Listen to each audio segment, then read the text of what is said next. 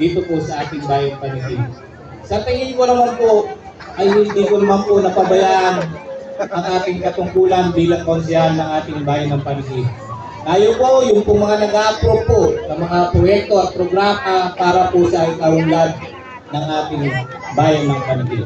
Ano po? So, nasa ko na po sabihin, hindi po masyadong magandang na-implement o na isa katuparan yung pong ibang mga proyekto na magaganda na po.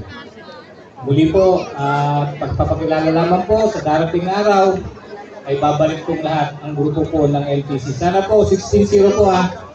Alam niyo po ibig sabihin po kasi ng 16-0, kaya po yung inilalaban namin, ano po?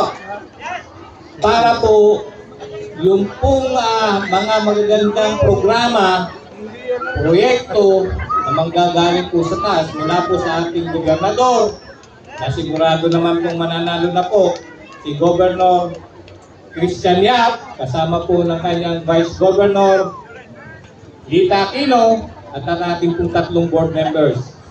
Ang ating pong sarili natin, Tito Rojas po ha, Tito Rojas, ano po, ang hahanapin po natin sa balota. At ang ating rin pong kababayan ng Twitter, magtatatlong termino bilang board member, si board member Joy Gilbert na Morena, at ang dati rin pong